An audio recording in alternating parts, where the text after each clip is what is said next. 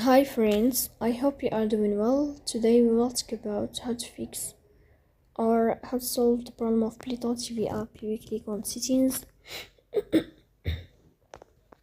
Here on this page, you will click on apps, default apps, app settings.